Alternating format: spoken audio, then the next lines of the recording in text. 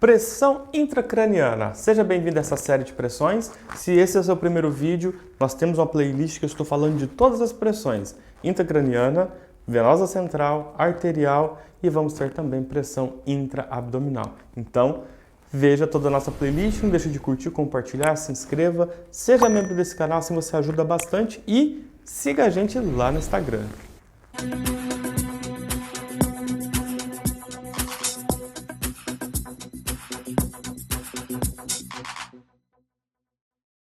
Pressão intracraniana. Cara, é muito fácil entender isso aqui e muita gente está bugando. Você não vai bugar mais porque você está vendo esse vídeo, então já era, você já vai aprender. Vamos lá. Nós temos um negocinho chamado crânio, né? E o crânio, ele é rígido, exceto de quem nasce, né? O RN tem a moleira, enfim. Vamos falar de paciente adulto. O paciente tem o quê? Um crânio, um coco duro, né? Esse coco aqui, ó, é duro. Então o que acontece? O crânio ele não tem elasticidade. E dentro do crânio você tem alguns elementos que a gente chama de massa, né? Ah, que massa que eu tenho aqui? Você tem aqui o encéfalo, telencéfalo, blá blá blá. Então você tem vários elementos aqui da massa, né? Não vou colocar todos aqui porque não é objetivo, né? Bulbo, ponte, mesencéfalo, blá blá blá, enfim, você tem tudo isso aqui. Você tem líquidos que circulam aqui dentro, dois tipos de líquidos, e esses líquidos são importantes, tá? Você tem o LEC, né? Líquido encéfalo-raquidiano, é porque é LER, né? Líquido encéfalo-raquidiano, e a gente tem sangue. Então, olha só, nós temos três coisas importantes dentro do crânio. A massa, né? Hemisférios, bulbo, ponte, mesencéfalo, cerebelo, blá blá blá, você já sabe disso aí. E nós temos o líquor, né? Que, né? Banha o sistema nervoso central, né? Sua coluna, né? As meninges ali protegendo, enfim. E nós temos também o sangue. Então nós temos vasos, né? Artérias, veias, que levam sangue rico em oxigênio para manter toda essa estrutura funcionando, porque células precisam de energia. E energia é oxigênio mais glicose, né? Senão a gente não vai ter ATP. Então veja só, o que acontece? Para o sangue chegar no sistema nervoso central, pensa comigo, se você estiver de pé ou sentado, a sua cabeça, se você estiver sentado ou em pé, ela está mais alta do que o seu coração. Então, para o sangue chegar ali, tem que ter uma pressão, beleza? Então, vamos colocar aqui, ó. Você precisa de uma pressão arterial média, né? Que vai ser o quê? A pressão que precisa para vencer toda a resistência de gravidade e chegar na sua cabeça. Tá? Então o sangue que chega na sua cabeça, ele vence barreiras, vence gravidades, e isso é extremamente importante. Veja só, a gente tem lá dentro um encéfalo que ocupa espaço, importante, a gente tem um líquido que ocupa espaço, então lá dentro a gente também, vamos pensar assim, a gente tem aqui uma pressão do local. Qual que é a pressão do local? Pressão intra quer dizer dentro do crânio, pressão intracraniana. Então veja só, a pressão intracraniana, ela na verdade, ela poderia ser zero, né? Mas não vai ser porque a gente tem o sangue ele é variável. Por que ele é variável? Porque a gente tem vasos que tem uma flexibilidade, né? Dilatação, contração, né? Enfim, então o vaso ele tem esse movimento aqui e isso vai apertando, né? Esses dois elementos aqui. Então o que a gente tem que pensar? Essa pressão aqui ela é gerada por influência dessa pressão e desses elementos aqui dentro. Então o que a gente precisa entender? Qual que é o valor normal de pressão intracraniana? Melhor que fosse zero, mas não é zero, tá? Ela vai ser sempre... vamos pensar em números aqui. Vamos pensar 6? Vamos pensar 10? Ok. Agora, o que tem que ficar na sua cabeça, né?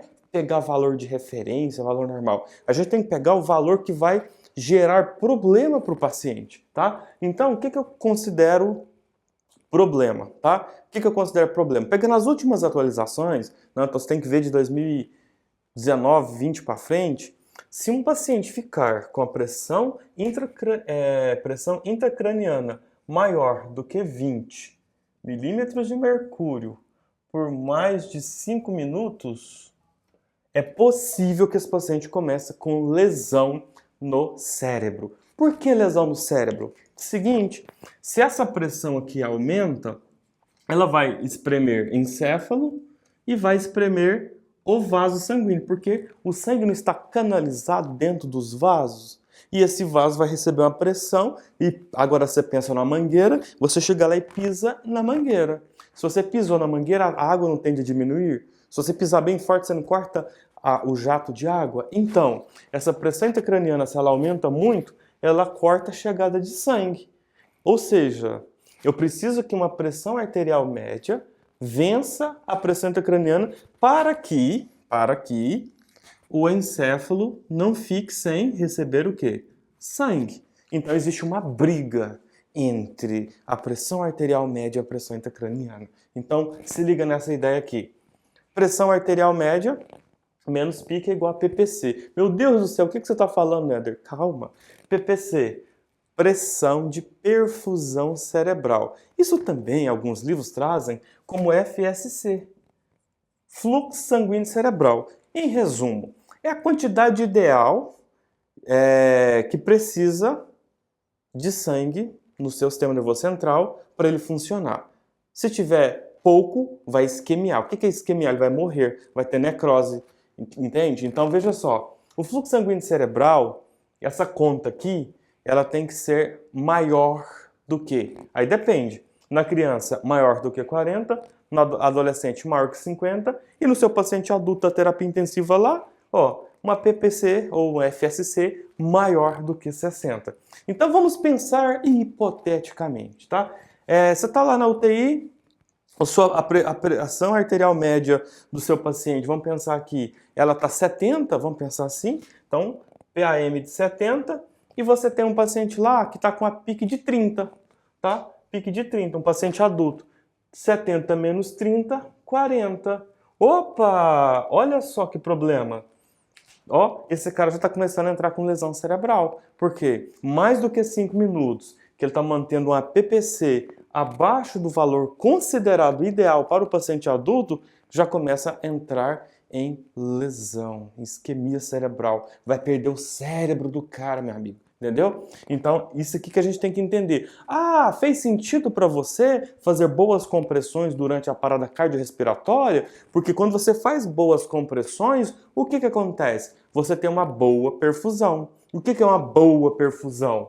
O que é uma boa perfusão? É uma pressão arterial média de sangue que tem que chegar na cabeça do paciente que está parado. Se a sua compressão for ruim, não vai vencer a barreira, vai ter uma diminuição de PPC, de fluxo sanguíneo cerebral, e se você voltar esse paciente da parada cardiorrespiratória, ele pode ter uma lesão cerebral. E por isso que, além da perfusão ser boa, você precisa de oxigênio para ter energia celular. Então é isso. Então o que é a pressão intracraniana?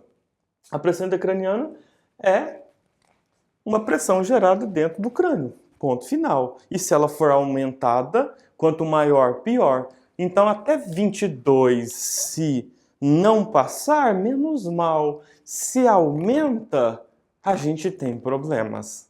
Aí a gente tem problemas. Então, vamos lá agora para alguns casos clínicos.